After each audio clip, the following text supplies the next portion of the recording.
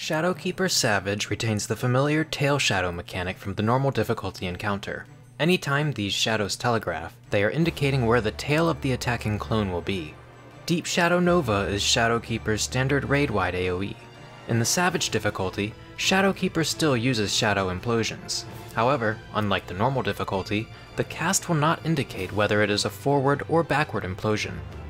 Players will instead have to look at Shadowkeeper's animation. If his tail is stuck up in the air, charging shadows, this indicates a backwards implosion, meaning the safe spot will be opposite the tail shadow.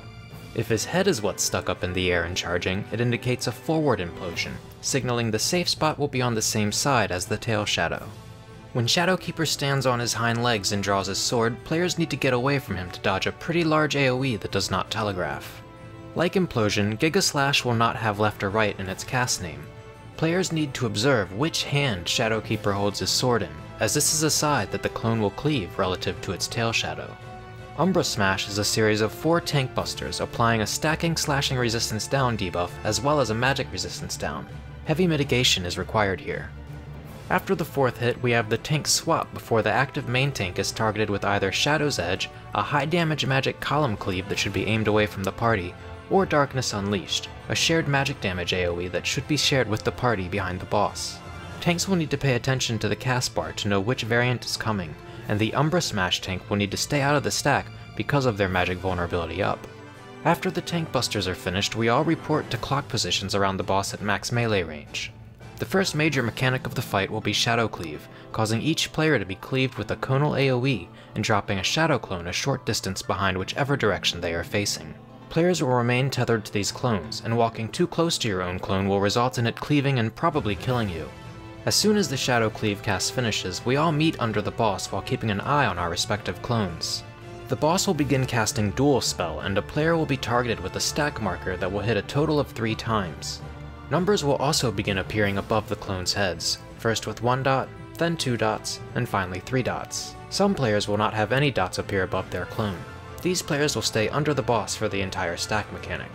Players with 1 dot over their clone need to dodge out of the stack away from their clone for the first hit. After the first stack hit resolves, they move back into the stack to share the second and third hits. Players with 2 dots will stay in the stack for the first hit, dodge opposite their clone for the second hit, and return to the stack for the third. Finally, as you may have guessed, 3 dot players share the first 2 hits before dodging away from their clone for the third. The dots above your clone's head indicates when they are going to give you a short magic vulnerability up, making the stack lethal for that particular hit. The first stack marker hit lands as soon as the dual spell cast is finished. About 3 seconds later, the second hit lands, and finally after another 3 seconds, the third and final hit resolves. After the stack marker is resolved, we immediately position near south of the boss, making sure not to walk too close to our own clones. Shortly thereafter, the boss will cast Shadowkeeper and our clones will teleport behind us and cleave in our direction. To dodge these, as soon as the Shadowkeeper cast finishes, we run through the boss to the opposite side. After Shadowkeeper, the clones will leave the battlefield. Shadow Servant will tether either the tanks and healers or the DPS with shadows. Affected players will receive a Servant of Shadow debuff and tail shadows will appear before the boss begins telegraphing a left or right Giga Slash. Based on the side the boss is cleaving, players will organize around his hitbox to cleave away from the party. When Servant of Shadow expires, the Shadow players will be bound for 2 seconds while the AoE position is locked in place. After this bind falls off, Shadow players should adjust a bit inwards to dodge the AoE they just placed. This process will then repeat, this time tethering to the opposite 4 players as it did the first time. Mind which side the boss is cleaving and position accordingly. When the boss puts his sword away and gets down on all 4s, he will begin glowing red and instant cast Distant Scream, dealing light raid-wide damage and knocking players back. This can and should be prevented with surecast and arm's length every time to make positioning for the next mechanic easier. Umbral Orbs will cause 4 sets of orbs to appear around the outside of the arena, 2 larger purple orbs and 2 sets of 3 smaller orange orbs. After a short delay, these orbs will travel to the nearest player and hit them with an AoE. The tanks should take 1 purple orb each with mitigation, while the remaining players will divide into groups of 1 healer and 2 DPS. We assign 1 tank the purple orb that spawns at the north cardinal or the first purple orb clockwise from there, while we assign the other tank the first purple orb counterclockwise from the north cardinal. We use the same priority system with the healer groups for the orange orbs. Each player stands at max melee distance around the boss in the spot closest to their respective orbs. These give magic resistance down, so overlapping is lethal. 2 players taking a set of orange orbs is survivable, but will give all players hit a debilitating 30-second damage down debuff. Spawn Shadow will summon 4 clones, 1 at each cardinal. 1 of these clones will be tethered. The boss will next cast Shadow Warrior, causing the clones to jump 4 times in the same direction, before a 5th and final jump either clockwise or counterclockwise. Once you identify the tethered clone, you can just wait for the last jump to identify the safe area. If the tethered clone starts at the North Cardinal A, then the safe spot will be West Cardinal D if the last jump is counterclockwise, or would be East Cardinal B if the final jump is clockwise. While the clones are jumping, Shadowkeeper also casts Umbral Orbs. When you've identified the tethered clone's ultimate position, immediately move behind it. As you're moving, you'll want to observe the Umbral Orb spawn pattern and position accordingly. Here, we assign 1 tank the leftmost purple orb facing inwards, and 1 the rightmost, and use the same system for the orange triplet orb sets. Because the orbs choose a target by proximity, early positioning is key here, in addition to positioning a consistent distance from the wall. I recommend just having all the stacks adjacent to the edge of the arena, as you won't be getting uptime here anyways. After the tethered clone's cleave resolves, so too will the Umbral Orbs. Fade to Shadow will cause 4 circles to appear in the corners of the arena. 2 will tether to the boss with a straight line, and 2 will tether with a curved S-shaped line. The straight line AoEs will blow up first, so we want to move to the curved lines. The boss will then cast a Shadow Implosion, further removing one of the 2 safe S-lines. Adjust accordingly and rotate clockwise after the first set of corner clones resolves, to dodge the upcoming AoEs from the second set. At this point, Shadowkeeper will begin casting multiple Shadow Implosions back to back. Dodge these as you would earlier, while paying attention to their spawn order so you can adjust appropriately.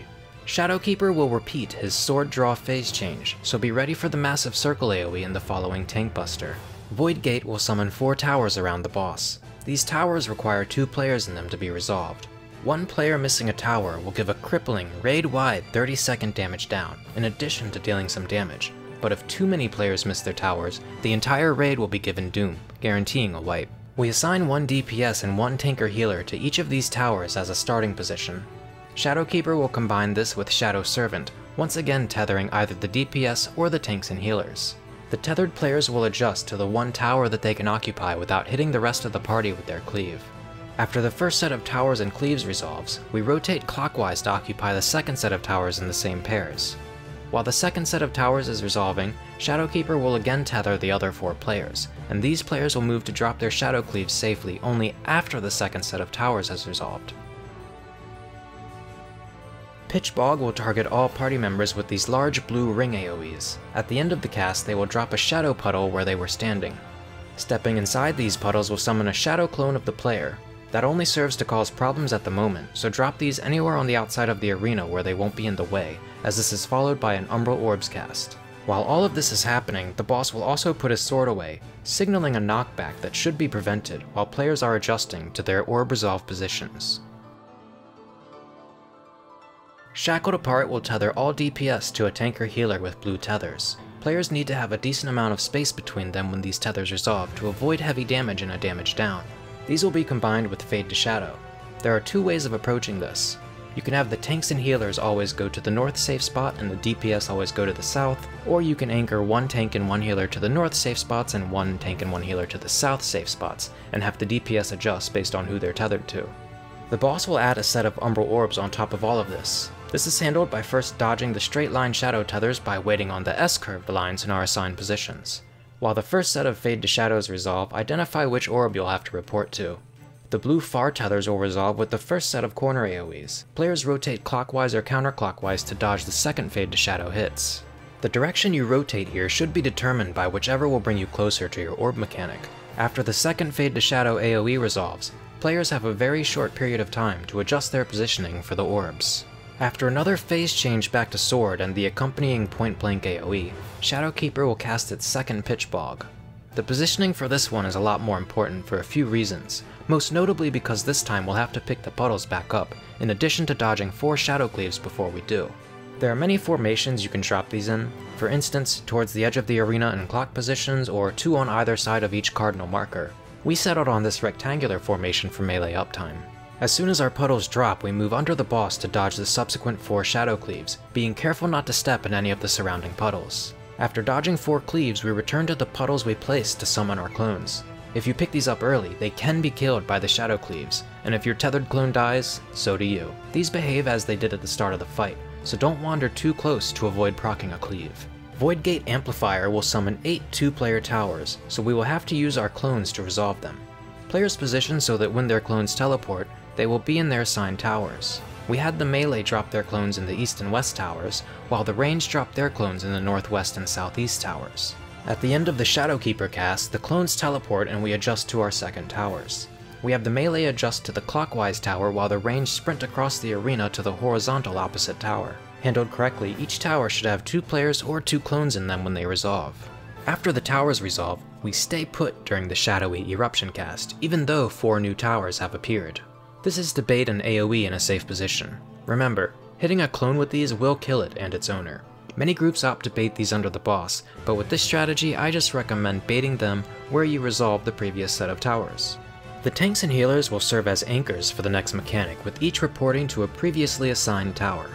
Shadowkeeper will cast Shackled together, a green tether that will bind each DPS to a tank or healer, and requires them to be close when it resolves to avoid penalty. For this reason, we have the DPS adjust to whatever tower their anchored partner is in. Be mindful not to move too close to your own clone while resolving the green tethers, and the clones will vanish just before the towers and tethers resolve. From here you have to deal with another tank buster, some more knockback Umbral Orbs, and a few Raidwides before longer enrage cast. The DPS check is pretty lenient, but at current item levels it will be important not to pick up too many damage down stacks or deaths. If you're following these strats, then the extra uptime will even further trivialize the DPS race.